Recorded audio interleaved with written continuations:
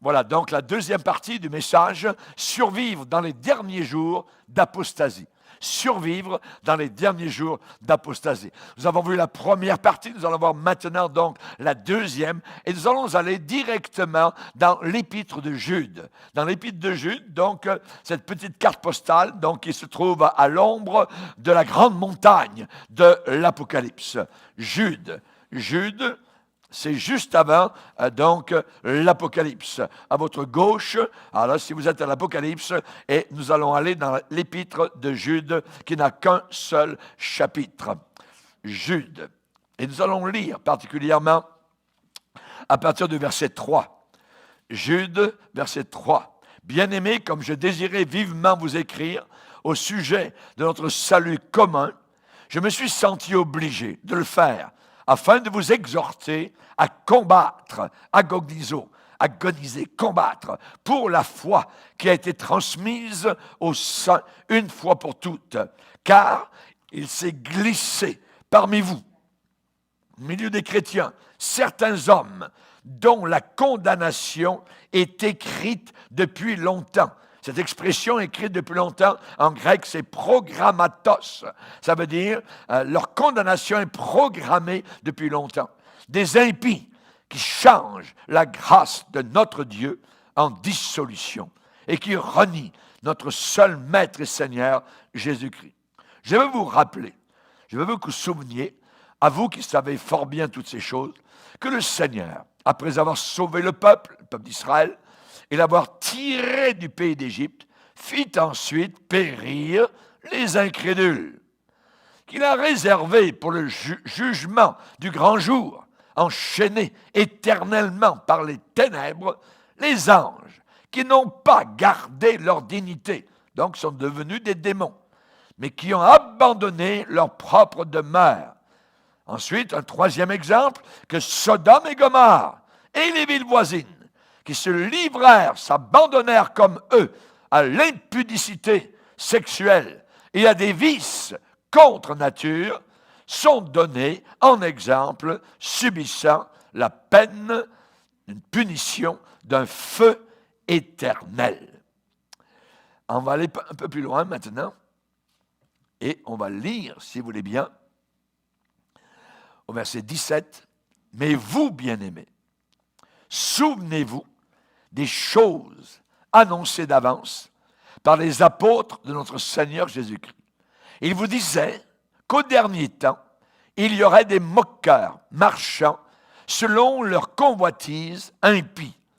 Ce sont ceux qui provoquent des divisions, hommes sensuels, n'ayant pas l'Esprit de Dieu. Ça veut dire des hommes qui ne sont pas sauvés. Il faut avoir l'Esprit de Dieu pour être sauvé. Mais là, dans l'Église, là, il y a des hommes non sauvés, sensuels, qui n'ont pas l'Esprit de Dieu et qui provoquent des divisions. Verset 20. « Pour vous, bien-aimés, vous édifiant vous-même sur votre très sainte foi et priant par le Saint-Esprit, maintenez-vous dans l'amour de Dieu en attendant la miséricorde de notre Seigneur Jésus-Christ pour la vie éternelle. Reprenez les uns, ceux qui contestent, les contestataires, sauvez-en d'autres en les arrachant du feu. Et pour d'autres encore, ayez une pitié mêlée de crainte, haïssant jusqu'à la tunique, le vêtement souillé par la chair. Or, à celui qui peut vous préserver de toute chute et vous faire paraître devant sa gloire, irrépréhensible et dans l'allégresse, à Dieu seul, notre Sauveur, par Jésus-Christ, notre Seigneur, soit gloire, majesté, force et puissance, dès avant tous les temps, et maintenant, et dans tous les siècles. Amen. Et tout le peuple dit Amen. Seigneur, bénis ta sainte parole dans le nom de Jésus. On peut s'asseoir, frères et sœurs.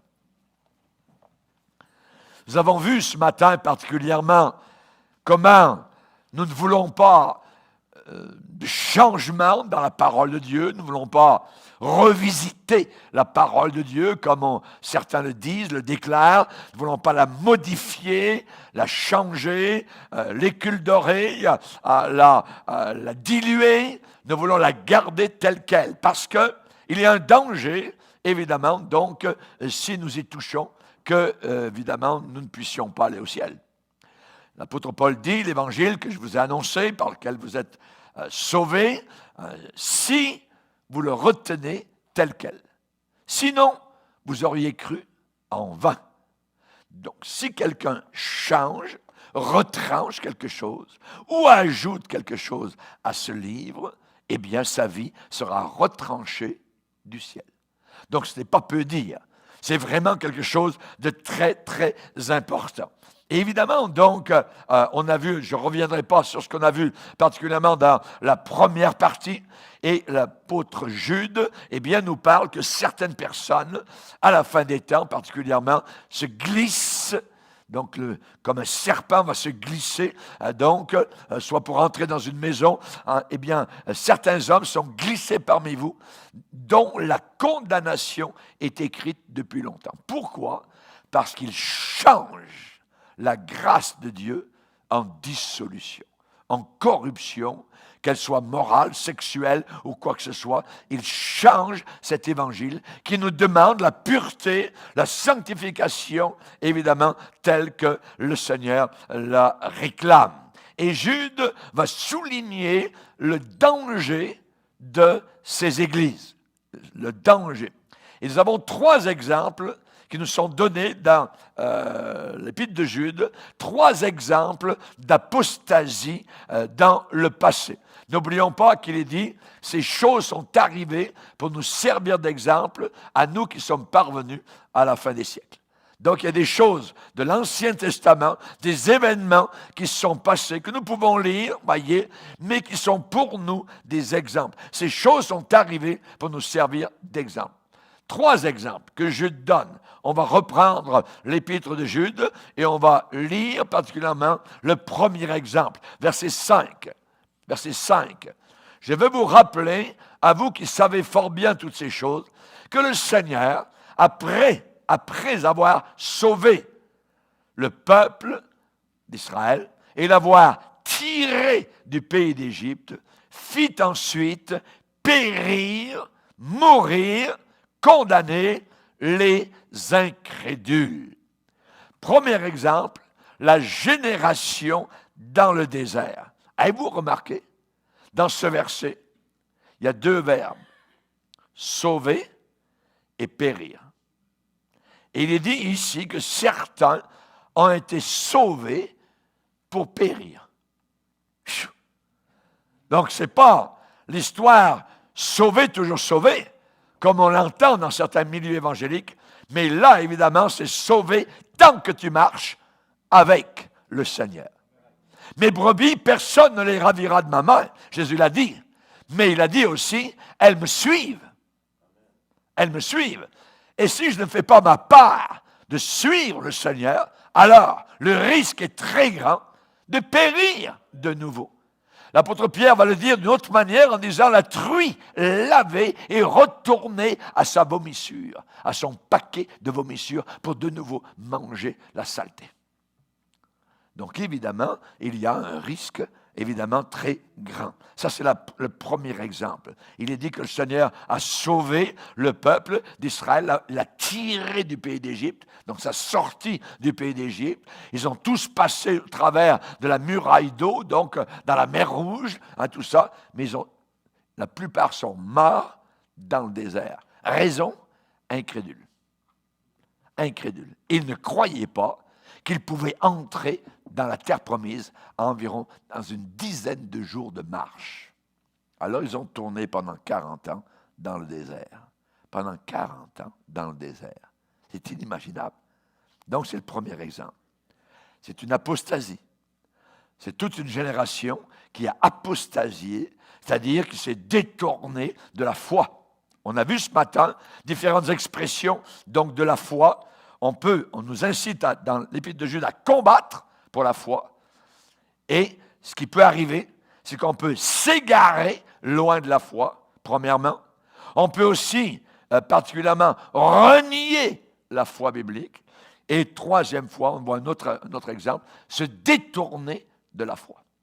Et ici, nous avons l'exemple, donc, de ces gens-là qui sont détournés de la foi. Sauvés, oui, mais en cours de route, ils ont péri.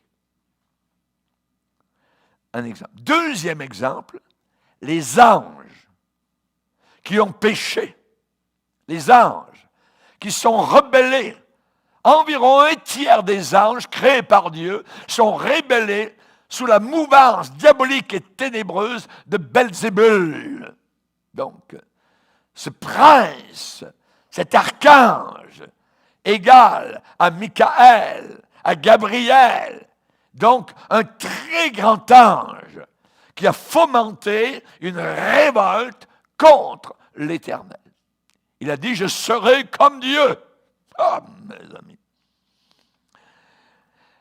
Qu'est-il arrivé à ces anges qui ont péché? La Bible dit, ils n'ont pas gardé leur dignité. Deuxièmement, ils ont abandonné leur propre demeure de gloire. Et résultat, maintenant, ils sont enchaînés éternellement par les ténèbres. Enchaînés éternellement par les ténèbres. Donc c'est un exemple qui nous est donné, un autre exemple d'apostasie. Se détourner donc de Dieu. Ils n'ont pas gardé leur dignité. Nous, comme chrétiens, nous avons été revêtus d'une dignité. Nous avons été revêtus du manteau de louange, le manteau de la justice de Christ à la croix du Calvaire. Mais ce manteau, un jour, je peux l'enlever et le jeter à la poubelle. Je suis libre. L'apostasie, c'est ça. Et les anges qui ont péché sont un exemple. Jude nous en parle. Il est dit que Dieu a réservé pour le jugement du grand jour, enchaînés éternellement par les ténèbres, les anges qui n'ont pas gardé leur dignité. Garde ta dignité, mon frère. Reste fidèle au Seigneur Jésus-Christ. Ils n'ont pas gardé leur dignité, mais ils ont abandonné leur propre demeure. N'abandonne pas ta demeure, la demeure de la sainteté, la demeure de la présence de Dieu, la demeure de l'approbation de Dieu. Troisième exemple, Sodome et Gomorrhe.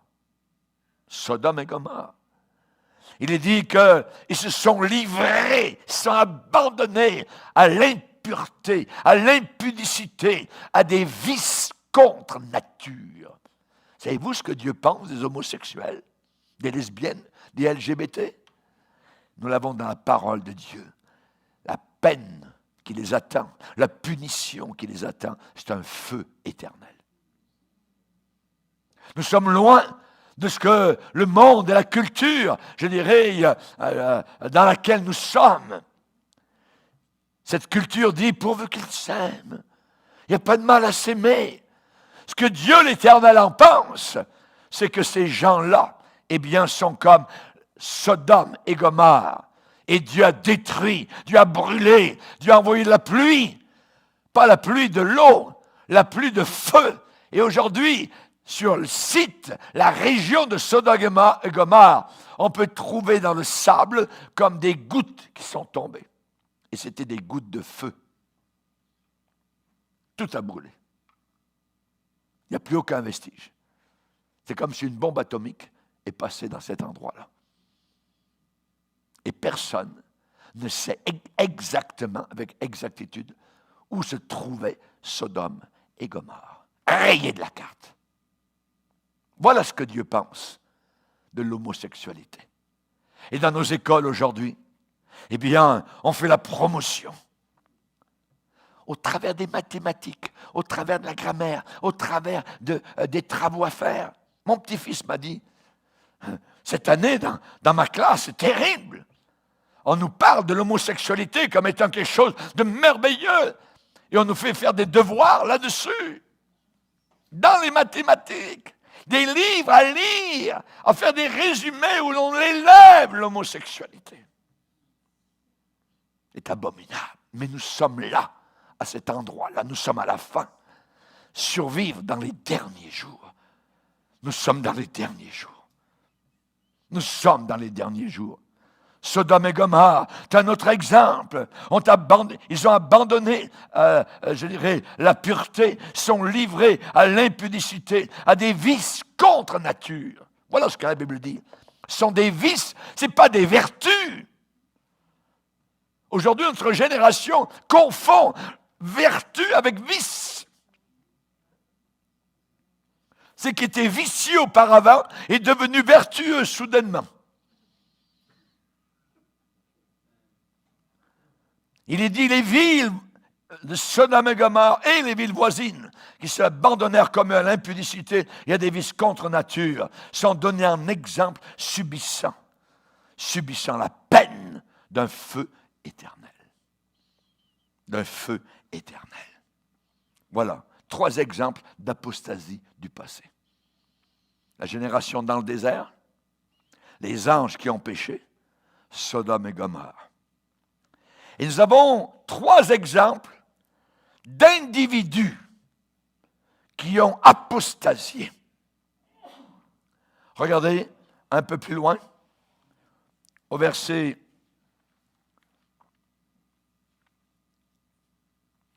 10. Eux, au contraire, ils parlent d'une manière injurieuse de ce qu'ils ignorent. Et ils se corrompent dans ce qu'ils savent de façon naturelle, comme des brutes, comme des animaux. Malheur à eux, car ils ont suivi la voie de Caïn. Premier exemple d'individus qui ont apostasié, Caïn. Caïn, un des premiers apostats. La Bible dit dans 1 Jean 3,12, ne pas ressembler à Caïn, qui était du diable, qui appartenait au diable, et qui tua son frère. La Bible dit, ses œuvres étaient mauvaises. Et ne vous étonnez pas, frères, si le monde vous hait. Soyez pas étonnés. Dans Jude, verset 11, on nous parle de la voie de Caïn. Le chemin de Caïn. Premier individu qui a apostasié. Ensuite, on parle de Balaam. Il est dit, ils se sont jetés, toujours Jude, verset 11, ils se sont jetés pour un salaire, pour de l'argent, dans l'égarement de Balaam. Balaam, il était dans le droit chemin. Il servait Dieu. C'était un homme de Dieu. Il disait des choses qui venaient de Dieu. Mais un jour, on lui a fait une proposition de beaucoup d'argent. Les ennemis d'Israël lui ont apporté des lingots d'or. Attends, je vais aller voir le Seigneur. Si le Seigneur me permet de... Finalement, il fallait qu'il maudisse les enfants de Dieu pour avoir cet argent-là. La première fois, Dieu dit non. Les autres sont revenus. Il est allé donner le rapport. Non, mes amis, mon Dieu ne veut pas de ça. Ils sont revenus. Auparavant, ils avaient 10 lingots d'or. Ils sont revenus avec 50 lingots d'or. Tu ne veux pas ça?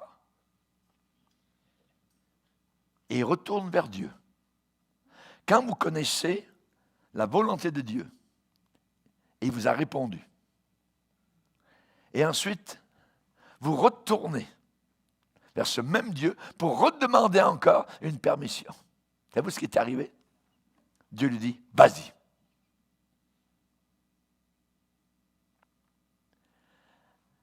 Quand Dieu vous a dit, vas-y pas, et qu'ensuite il vous dit, vas-y, là vous êtes en danger. Vous êtes sur le chemin de la perdition. Et finalement, c'était un chemin de perdition. Je n'irai pas dans les détails, mais c'est la voie de Balaam pour de l'argent. Si vous mettez votre âme sur la balance d'un côté, et vous mettez l'or du monde, disons l'or d'une seule banque, votre âme sera plus lourde. Disons qu'on met toutes les mines d'or de la Russie sur l'autre côté de la balance, votre âme sera encore plus lourde. Que servirait-il à un homme de gagner le monde entier s'il perd son âme? Et l'exemple de Balaam nous est présenté comme, évidemment, un égarement. Un égarement. L'apôtre Pierre dit, après avoir quitté le droit chemin. Cela veut dire qu'il était dans le droit chemin, mais il l'a quitté. Et quand quelqu'un, chrétien, est dans le droit chemin et il quitte le droit chemin, on appelle ça un égarement, un égaré. Et l'exemple de Balaam est là. La Bible dit, après avoir quitté le droit chemin, ils se sont égarés en suivant la voie de Balaam, qui aima le salaire de l'iniquité. À Pergame, il y avait des gens qui étaient attachés à la doctrine de Balaam. Ça veut dire que maintenant, cette doctrine, le conseil qu'il a donné, est devenu un enseignement. Ça veut dire que tu peux agir sexuellement comme tu veux, coucher, découcher comme tu désires, il n'y a aucun problème. Dieu est encore avec toi. Ah! Dieu dit, je vais les combattre avec l'épée de ma bouche. Ceux qui pensent comme cela à l'intérieur de l'Église du Seigneur. L'égarement de Balaam pour un salaire. Et il y a un troisième exemple. Caïn, Balaam, et un troisième exemple. Il est dit ici, verset 11, Jude 11, ils se sont perdus par la révolte de Corée. La révolte de Corée, c'est une révolte contre l'autorité de Moïse.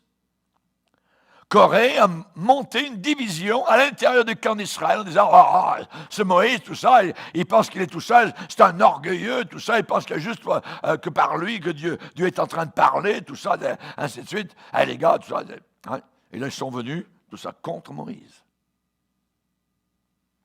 Moïse est allé vers Dieu. Et Dieu a dit, demain à telle heure, qu'ils viennent à cet endroit. Et Moïse leur a dit, hey, les gars, venez à cet endroit demain. Dieu donnera la réponse.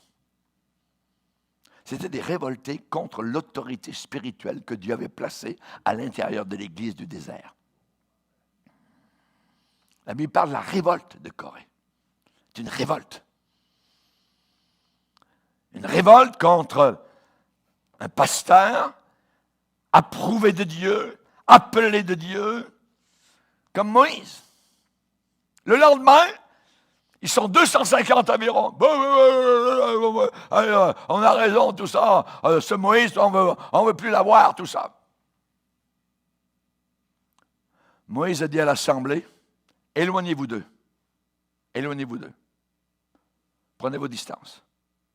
Et soudain, sous leurs yeux, ils ont vu tous ces 250 descendre sous la terre. La terre s'est ouverte sous leurs pieds. Et Dieu les a fait descendre en enfer directement. Révolte de Corée.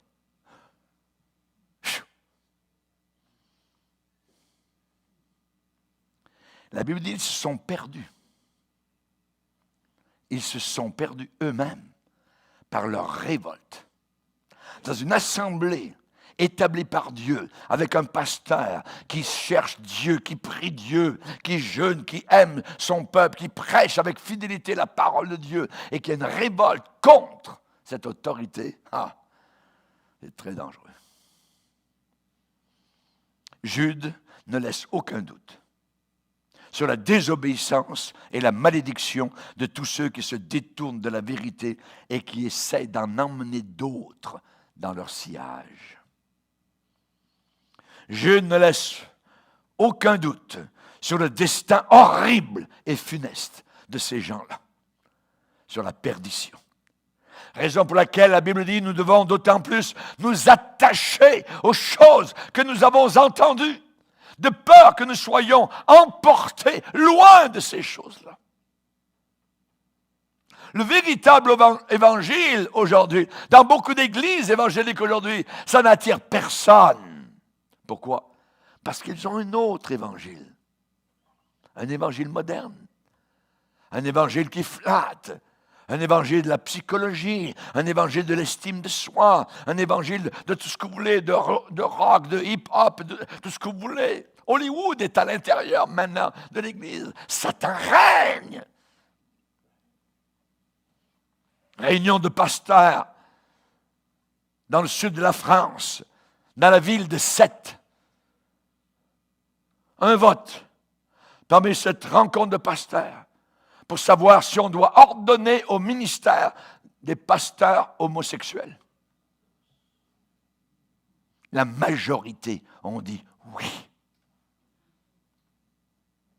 Quand vous verrez l'abomination, a dit la Bible, établie en lieu saint, abomination établie en lieu saint, que celui qui lit fasse très attention. Très attention. Nous devons nous attacher aux choses que nous avons entendues. Les hommes méchants et imposteurs avanceront de plus en plus dans le mal, égarés et égarants. Toi, mon frère, ma sœur, à la fin des temps, dans les derniers jours d'apostasie, demeure dans les choses que tu as apprises et reconnues certaines. On ne veut pas de choses nouvelles, de nouvelles révélations. J'en veux pas. Toute la révélation est là. De Genèse, premier chapitre, à Apocalypse, chapitre 22, au travers des 66 livres de la Bible, écrits sur environ 14 siècles. Merci Seigneur. Demeure. Et là, je vais vous donner des directives de vie pour vivre dans les derniers jours, et pas uniquement vivre, mais survivre. Pour savoir comment survivre dans ces jours de la fin, ces jours d'apostasie. Nous avons 3 exemples d'apostasie. Je le répète, la génération dans le désert, sauvée pour périr. Nous avons, deuxièmement, les anges qui ont péché, qui ont apostasié. Nous avons Sodome et Gomorrhe qui ont apostasié. Nous avons 3 individus qui ont apostasié, Caïn, Balaam et Corée. Alors maintenant, après avoir ces exemples-là, eh bien Jude, soudainement, va changer son sujet et va passer des faux docteurs aux véritables disciples loyaux de Jésus-Christ. Verset 17. Mais vous, bien-aimés. Mais vous, bien-aimés. Ça nous fait du bien d'entendre ça. Mais vous, bien-aimés. Alléluia, gloire à Dieu. Le contraste est total. Mais vous, bien-aimés. Et Jude répète ça 2 fois, et vous remarquez, verset 17 et le verset 20. Verset 17, mais vous, bien-aimés. Et au verset 20, pour vous, bien-aimés. Merci Seigneur. Alors, Jude nous dit notre devoir, notre tâche au milieu des jours d'apostasie. Jude est un pasteur plein d'amour. Il sait comment paître les brebis. Il n'est pas uniquement soucieux de dénoncer, de dévoiler les apostats, mais il veut fortifier les croyants, les bien-aimés, évidemment, qui sont entourés et encerclés par l'apostasie.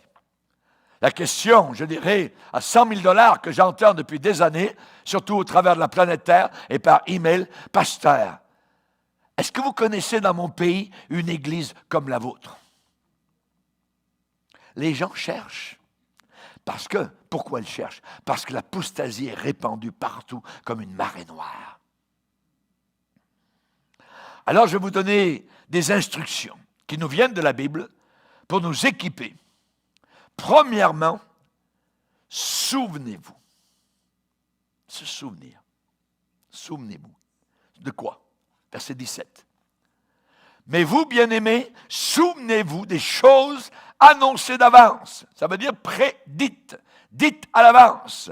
Souvenez-vous de ces choses prédites par les apôtres de notre Seigneur Jésus-Christ. Il vous disait qu'au dernier temps, dans les temps derniers, il y aurait des moqueurs, marchant selon leur convoitise impies. Ce sont ceux qui provoquent des divisions, hommes sensuels, n'ayant pas l'esprit. La première chose à faire dans les jours dans lesquels nous sommes, les jours d'apostasie, souvenez-vous des choses prédites. Souvenez-vous qu'on a été avertis qu'il y aurait des moqueurs, qui marcheraient avec leur convoitise, qui vivraient en concubinage, qui sauteraient d'une femme à une autre, d'une chrétienne à une autre parfois, ainsi de suite. On a été averti que ça serait comme cela dans l'Église apostate. Apostate. Paul a dit, le Saint-Esprit dit expressément que dans les derniers temps, plusieurs abandonneront la foi pour s'attacher à des esprits séducteurs et à des enseignements de démons. Enseignements de démons. Dans 2 Timothée 3, versets 1 à 13, sache que dans les derniers jours, il y aura des temps difficiles. Et il va citer une série, évidemment, donc d'attributs de la génération de la fin. Éloigne-toi de ces hommes-là. Il en est parmi eux des gens qui s'introduisent dans les maisons et qui captivent des femmes d'un esprit faible et borné, chargés de péché et agités par des passions de toute espèce, apprenant toujours et ne pouvant jamais arriver à la connaissance de la vérité.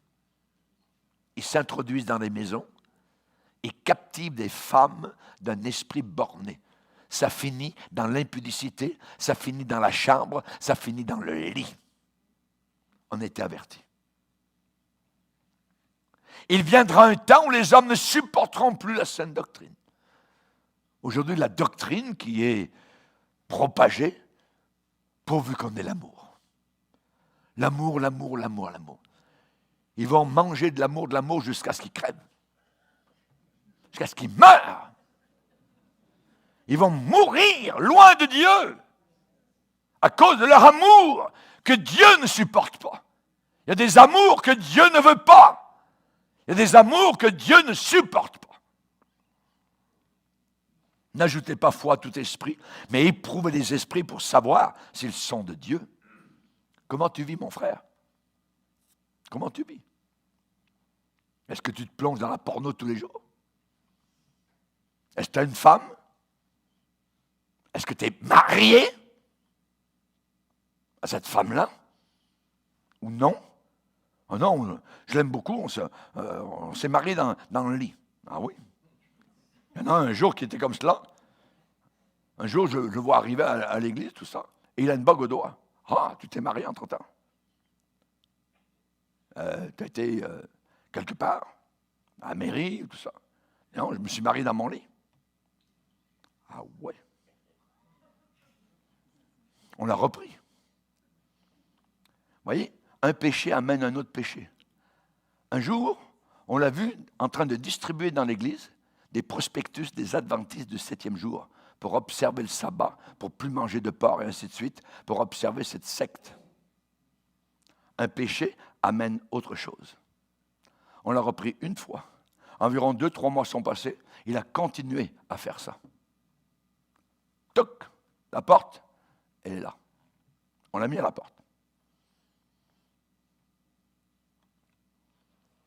L'apôtre Pierre a dit, c'est la 2e lettre que je vous écris, dans l'une et dans l'autre, je cherche à éveiller par des avertissements votre saine intelligence, afin que vous vous souveniez des choses annoncées d'avance par les saints prophètes, sachant avant tout que, dans les derniers jours, il viendra des moqueurs avec leur raillerie, marchant selon leur propre convoitise.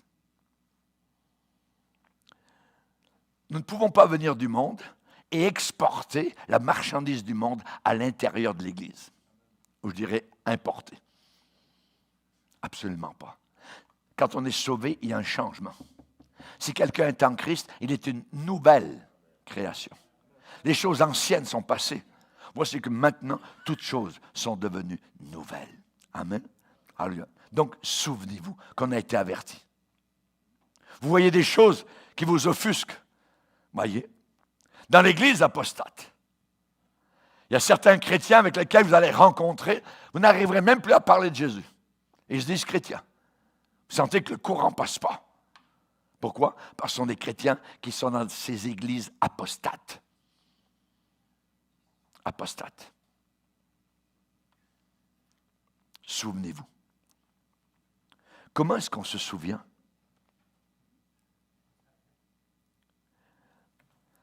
Parfois, on se souvient particulièrement des libertés que nous avons par le jour du souvenir. Parfois, dans le milieu de la place, de la ville ou village, le monument aux morts, pour se souvenir de ceux qui sont morts sur les champs de bataille, pour que nous puissions avoir les libertés que nous avons aujourd'hui.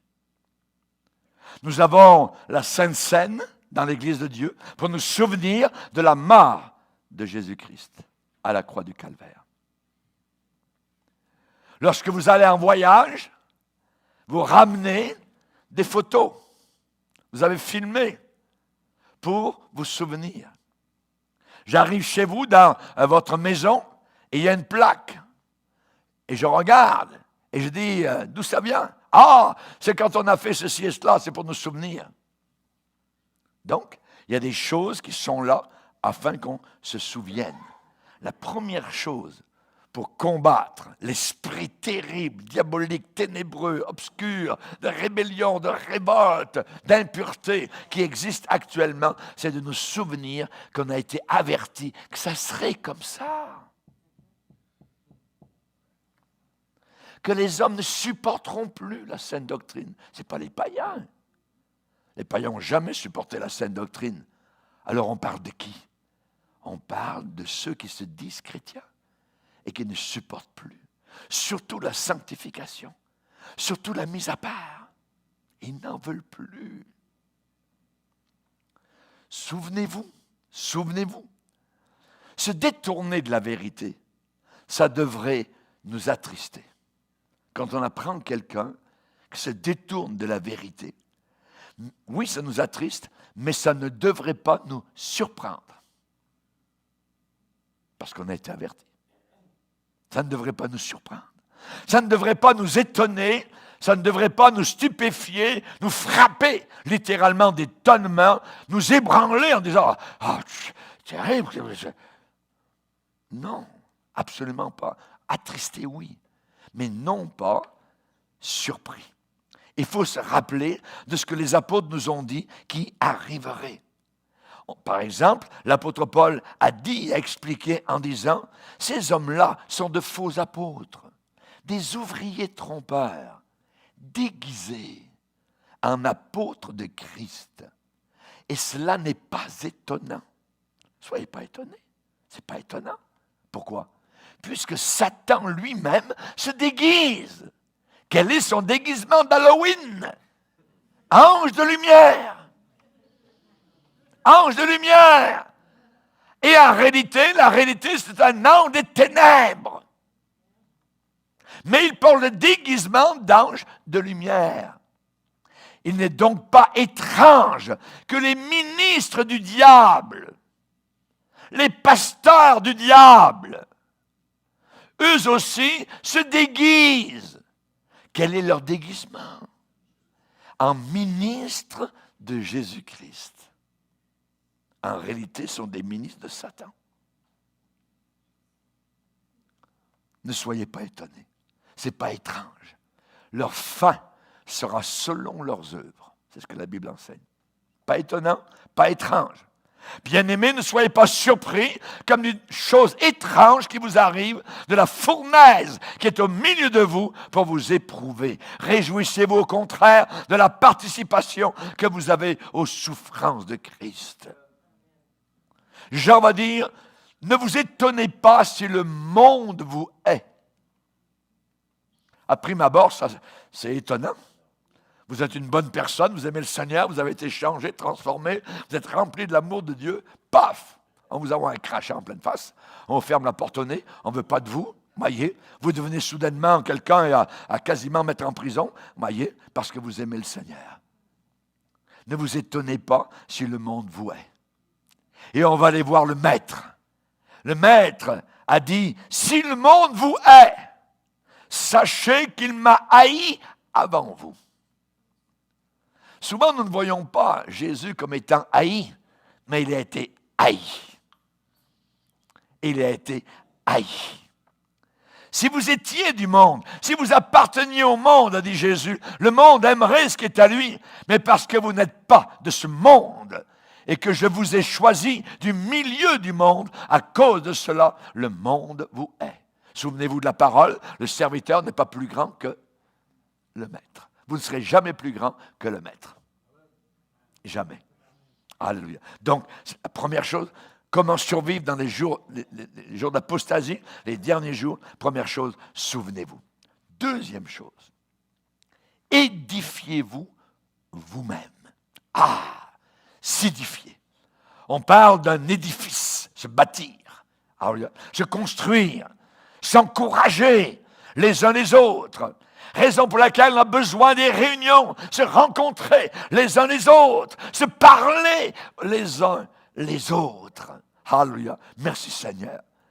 Donc, premièrement, se rappeler les choses annoncées d'avance. Deuxièmement, c'est le verset 20, particulièrement de Jude, le verset 20 et 21, où il est dit, « Pour vous, bien-aimés, vous édifiant vous-même sur votre très sainte foi et priant par le Saint-Esprit, maintenez-vous dans l'amour de Dieu en attendant la miséricorde de notre Seigneur Jésus-Christ pour la vie éternelle. » Alléluia. Édifiez-vous vous-même. Amen. Ça veut dire restez ferme, demeurez, lâche pas, n'abandonne pas, reste, maintiens-toi, reste ferme. La parole de Dieu nous avertit donc tout d'abord de la venue des moqueurs. La venue des moqueurs. Et maintenant, cette même parole de Dieu nous exhorte et nous amène aux ressources que nous pouvons obtenir de la part du Seigneur dans cet état de choses. Dans ces sables mouvants aujourd'hui, où c'est dur à distinguer le vrai du faux.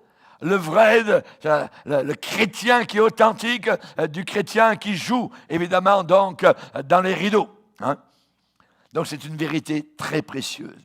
C'est que, j'aimerais vous dire, que Dieu peut être parfaitement glorifié par les siens au milieu d'une chrétienté ruinée.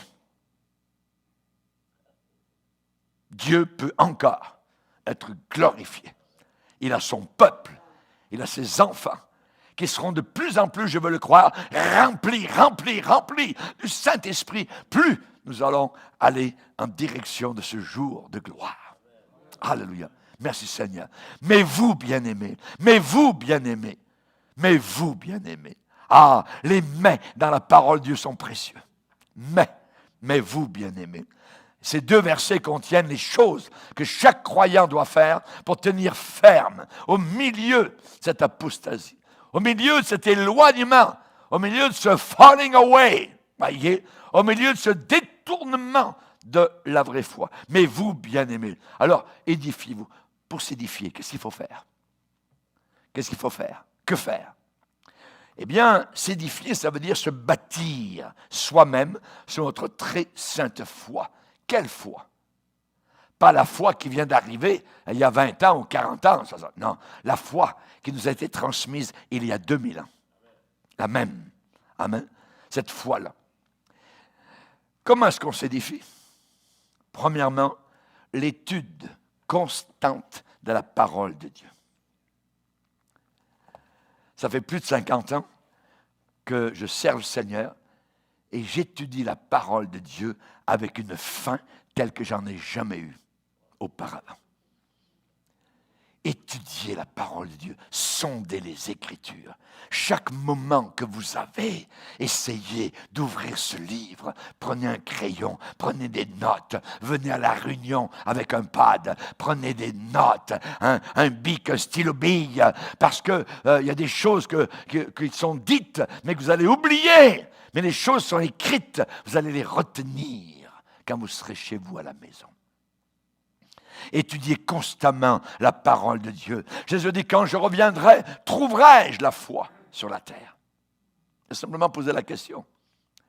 Et la manière qu'il a posé la question, eh bien, nous connaissons la réponse. C'est que la plupart, je dirais, de cette foi-là ce sera évaporé, disparu. Quand je reviendrai. La parole de Dieu, c'est la vérité de la foi. La vérité pure de la parole de Dieu nous édifie, nous bâtit spirituellement. Que de fois, j'ai rencontré un frère ou une sœur après une réunion en disant « C'est drôle, pasteur, Je suis venu, j'étais totalement fatigué. J'étais vraiment, j'avais une dure journée. Je suis venu quand même à la réunion et je ressors comme si c'était le matin, il y a 7 heures du matin, au saut du lit. J'ai été totalement renouvelé. C'est ce que fait la parole de Dieu, l'étude de la parole du Seigneur. Est-ce que vous entendez une puissance de renouvellement dans même vos corps? Alléluia. Elle vous fortifie et elle vous tiendra debout dans les jours difficiles. Alléluia. Qu'est-ce que le ciel a dit à Daniel dans l'Ancien Testament? Je veux te faire connaître ce qui est écrit dans le livre de la vérité. Dans le livre de la vérité, il n'y a qu'un seul livre de la vérité ici-bas sur terre. C'est pas le Coran, c'est pas le livre des Mormons, c'est pas le livre de Zoroaster, c'est pas les inventions, je dirais, des charismatiques de la fin des temps. Amen. C'est pas les livres catholiques qui sont là-bas au Vatican. C'est la Bible, la parole de Dieu, dans ses 66 livres. Quand vous achetez une Bible, notez bien, c'est à 66 livres. S'il y a plus que 66, mettez ça à la poubelle. 66 livres inspirés de Dieu. Moi, Daniel, je vis par les livres qu'il devait arriver ceci et cela. Je vis par les livres. Ce livre va ouvrir votre intelligence. Vous allez voir, vous allez comprendre. Vous n'aurez pas peur des derniers jours. Vous n'aurez pas peur de ce qui s'en vient pour le monde. Vous n'aurez pas peur comme les païens. Non! Vous serez remplis d'exaltation, de paix, parce que vous savez que ce livre est votre boussole, votre GPS spirituel ne se trompe jamais. Je vis par les livres. Je t'en conjure, va dire l'apôtre Paul à Timothée, prêche la parole, prêche la parole. La parole, la parole, la parole. Prêche la parole. Il viendra une époque où les hommes ne supporteront pas la saine doctrine. Détourneront l'oreille de la vérité, se tourneront vers des fables. Aujourd'hui, dans l'Église apostate, on enlève la vérité et on place à la place, on remplace, on met à la place des fables, des histoires.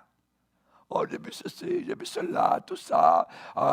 L'un va se lever, va dire, oh, moi j'ai vu un ange l'autre jour, tout ça. Puis il a dit qu'on avait une deuxième chance après la mort. L'autre va dire, j'ai parlé à mon père, tout ça. Un autre va dire, on va faire un déjeuner causerie, tout ça. Mais n'amenez pas vos Bibles, ça pourrait offenser les païens. Les hommes d'affaires du plein évangile, imaginez, abominable. Abominable, vous voyez. Il y en a un qui va faire une prière à Marie, l'autre, soudain, il a un parler en langue, tout ça. Et Marie va dire, je suis au milieu de vous, mes petits-enfants, tout ça. Et puis, priez, tout ça, parce que je suis au milieu de vous, la fin s'en vient, jeûnez tous les vendredis. Et puis,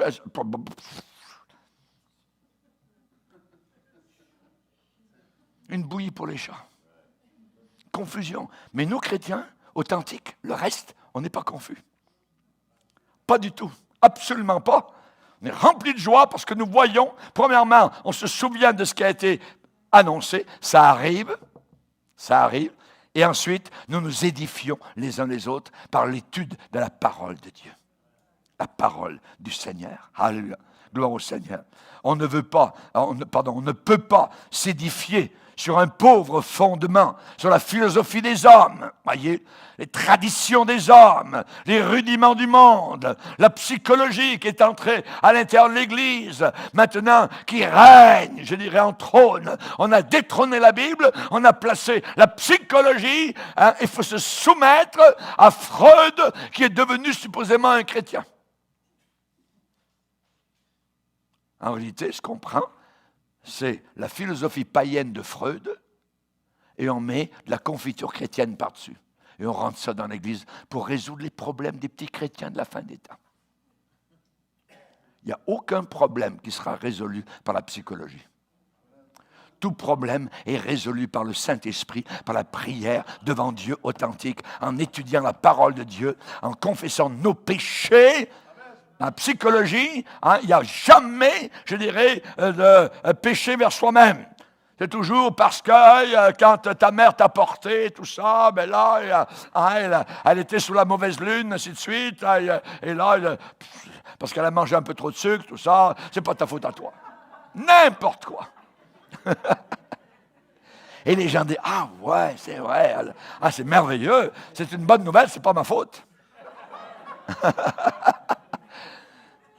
Alors que le Seigneur dit, tu as péché. Quand Nathan, l'homme de Dieu, est venu vers David, personne ne savait que David commettait adultère avec Bathsheba. Mais l'homme de Dieu a eu la révélation et Nathan est venu dans le palais royal. David, il faut qu'on cause un peu. Oh, pas de problème, viens, quand tu veux. Tu peux venir mardi, mercredi, quand tu veux. Et Nathan est arrivé, s'est approché du trône de David et a pointé son doigt sous le nez de David. David, c'est toi, cet homme-là. Oh. Il est rentré dans son siège. Il a baissé la tête et il a dit, oui, j'ai péché. Ça, c'est la psychologie de Dieu. C'est le remède de Dieu. Alléluia. Confesser nos péchés, reconnaître que nous l'avons offensé. Et on va s'édifier sur la parole de Dieu. Alléluia. On ne peut pas s'édifier sur des sables mouvants. Sinking sands. Non. Sur des marécages humains qui changent. On a fait croire pendant des années qu'il y avait, si les enfants mouraient, ils allaient au limbe. Et un jour, nouvelle révélation. Monsieur le pape arrive en disant, je m'excuse, les limbes, ça n'existe pas. Oh, tiens. Mais pendant des siècles, les gens ont cru ça. Et aujourd'hui, ils croient qu'il y a un purgatoire, mais ça n'existe pas plus. Il n'y a pas de purgatoire. Inventé par les hommes. C'est la vérité qui libère. On s'exhorte par la vérité. Le cœur de l'homme est méchant et tortueux par-dessus tout. On ne peut pas s'édifier sur ce qui est dans nos cœurs. C'est impossible. Impossible. On ne peut pas s'édifier sur la confiance dans l'homme. Maudit soit l'homme qui place sa confiance dans un autre homme. Surtout pour les choses éternelles. Des millions de personnes placent leur confiance dans un homme. Combien on a entendu de personnes religieuses dire « Ah ben si le bonhomme là-bas, il se trompe, ben ça c'est sa faute. » Non, ça va être ta faute, tu vas aller avec lui. Il faut connaître la vérité. Édifiez-vous sur quoi? Sur votre très sainte foi. C'est ce que la Bible, le texte sacré nous dit. La très sainte foi, c'est la doctrine chrétienne qui est contenue dans la parole de Dieu qui nous a été confiée. Très sainte foi. Parce que Dieu désire et veut que par ce moyen, nous puissions être séparés entièrement et totalement de l'esprit de ce monde et nous avoir uniquement avec lui. Alléluia. Père, sanctifie-les par ta parole. Ta parole est la vérité. Et ça vient de Dieu le Fils. Sanctifie-les par ta parole est la vérité. Voilà notre première ressource pour glorifier Dieu dans ces temps terribles d'apostasie dans lesquels nous sommes maintenant entrés. Nous devons persévérer dans l'enseignement des apôtres. On appelle ça la doctrine de didasko en grec qui veut dire enseigner, didasko, et qui a fait doctrine en français. Être des Esdras. Dans l'Ancien Testament, on nous parle d'Esdras et il est dit que la bonne main de Dieu était sur lui. Ah tiens, la bonne main de Dieu était sur lui. Pourquoi? Parce que Esdras avait appliqué son cœur, à étudier, deuxièmement, à mettre en pratique la parole de Dieu, et troisièmement, à l'enseigner au milieu du peuple de Dieu. Et la bonne main de son Dieu était sur lui. Veux-tu que la bonne main de Dieu soit sur toi? Alors applique-toi à étudier, à mettre en pratique. Tu seras édifié. Tu ne seras pas ébranlé par ce qui arrive, parce que tu entends ici et là à cause de la fin des temps. Tu vas survivre. Tu vas être joyeux. Applique-toi à la lecture. Occupe-toi de ces choses. Donne-toi tout entier à elles, afin que tes progrès soient évidents pour tous. Pour s'édifier, nous devons aussi, je dis, édifiez-vous sur votre très sainte foi et priant par le Saint-Esprit. Priant par le Saint-Esprit. Notre vie de prière, comment est-elle ta vie de prière personnelle? Comment est-ce que tu pries? Est-ce que tu pries? Nous, les chrétiens, nous disons des mensonges. Parce que nous disons à un tel ou à un tel, « Oh oui, je vais prier pour toi. » Puis on ne prie jamais.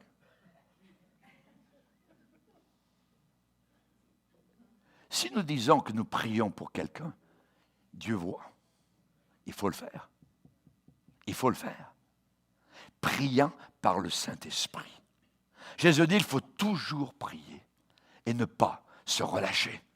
On parle de prière constante, on parle de prière persévérante. Ce genre de prière doit être mu, incité, poussé par le Saint-Esprit, guidé, dirigé par le Saint-Esprit. Nous avons une dépendance envers Dieu. Nous nous approchons de lui, nous lui présentons nos propres besoins. Dieu nous sanctifie, 1, par les saintes Écritures, 2, par la prière. Par la prière. Nous continuerons à nous appliquer à la prière et au ministère de la parole. La parole de Dieu et la prière sont les 2 rames qui feront avancer votre vie spirituelle. Si vous étudiez la parole, c'est une rame. Alors vous êtes dans la barque, une rame. Avec une rame, vous tournez en rond. Vous tournez en rond. Si vous prenez le côté de la prière, juste prier. Mais la Bible, là c'est l'autre rame. Là vous tournez, mais dans l'autre sens. Vous voulez avancer, il faut mettre les 2 mains sur la parole et la prière. Et là, vous ramez, et là vous avancez. Alléluia. Par la prière, on entre en relation directe avec lui. Formidable. Formidable. Ce matin, nous avons été bénis par la présence de Dieu. On était en relation directe. Et lorsqu'on bénit Dieu, lorsqu'on prie Dieu, lorsqu'on l'adore, à ce moment-là, il peut y avoir des dons spirituels qui se manifestent. Authentiques. Et là, Dieu va nous parler, va toucher un frère ou une sœur au travers d'un message en langue qui va être traduit par quelqu'un qui a le don d'interpréter. Ces choses-là disparaissent de nos églises. On les appelle Pentecôte, voyez, mais ils ne sont pas dans la côte, mais dans la pente. Ils descendent. Il faut rester, évidemment, dans la montée. La Bible dit, faites en tout temps par l'Esprit toutes sortes de prières et de supplications. Veillez à cela avec une entière persévérance. Et prier pour tous les saints. On peut prier en langue. La plupart de mon temps de prière se passe en langue. Notre propre langue vernaculaire, elle est limitée dans ses mots. Mais le Seigneur nous donne la 5e vitesse. Alléluia. Et cette vitesse n'est pas fatigante, c'est merveilleux. Vous roulez comme sur des pneumatiques. Alléluia. L'Esprit de Dieu. Vous parlez en langue au Seigneur dans votre temps de prière. La Bible dit, celui qui parle en langue s'édifie lui-même. Si vous voulez passer au travers des derniers jours, au travers de l'apostasie, louez le Seigneur, passez beaucoup de temps dans ces moments en langue, en parlant au Seigneur en langue. Une sœur que j'ai rencontrée dernièrement me disait, pasteur, moi la plupart de mon temps, c'est vrai, je parle en langue. Je bénis Dieu. Je dis, bravo, continuez ma sœur, c'est très bien. L'apôtre Paul dit, je ferai 2 choses. Je peux faire les 2 choses. Je prierai par l'Esprit, c'est-à-dire en langue. Et je prierai aussi avec mon intelligence, en français, pour nous. Voyez. Donc, on peut faire les 2. Il dit même, je chanterai, donc, en langue, avec l'Esprit, et je chanterai aussi, donc, avec mon intelligence. Pourquoi? Parce que quand vous priez en langue, ou chantez en langue, ou parlez en langue, eh bien, votre esprit est au repos. Voyez. C'est la joie, c'est la paix. Vous n'avez même pas besoin de réfléchir à ce que vous dites, tout ça. C'est un langage merveilleux que Dieu vous accorde, un langage surnaturel. Jésus a dit, voici les miracles qui accompagneront ceux qui ont cru. Ceux qui ont cru, ils parleront de nouvelles langues. Alléluia. Pour s'édifier, il faut aussi se maintenir. Maintenez-vous dans l'amour de Dieu. Maintenez-vous. Se maintenir. Voyez, quand un nageur est dans l'eau, il veut se maintenir à la surface de l'eau, il faut qu'il fasse quelques mouvements, parfois même assez peu, mais il faut qu'il en fasse quelques-uns et se maintient. La maintenance de l'amour de Dieu, c'est la même chose. On a besoin de se maintenir. Ça veut dire quoi? Ça veut dire se fixer sur l'amour de Dieu. Tenir, retenir, garder. Voyez, continuer, défendre s'il le faut, entretenir l'amour de Dieu. Maintenez-vous, ça veut dire conservez-vous dans l'amour de Dieu. Le Saint-Esprit a versé cet amour dans nos cœurs et nous avons simplement à nous y conserver. Maintenez-vous. Maintenez-vous. Faites de la maintenance. Si vous ne faites pas de ménage chez vous, ça ne sera pas beau à voir. Voyez. Généralement, vous maintenez votre maison. Ça veut dire balayage, ça veut dire nettoyage, ça veut dire aspirateur, ça veut dire un seau d'eau, quoi que ce soit, un balai.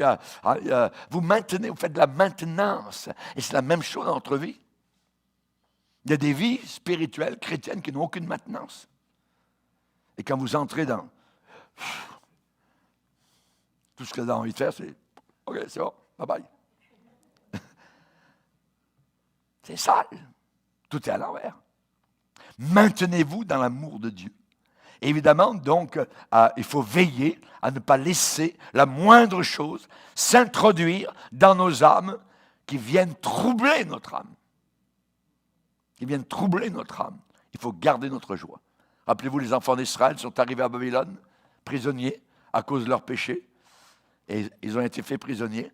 Arrivés là-bas, ils ont pris leur harpe et les ont suspendus au sol de la contrée.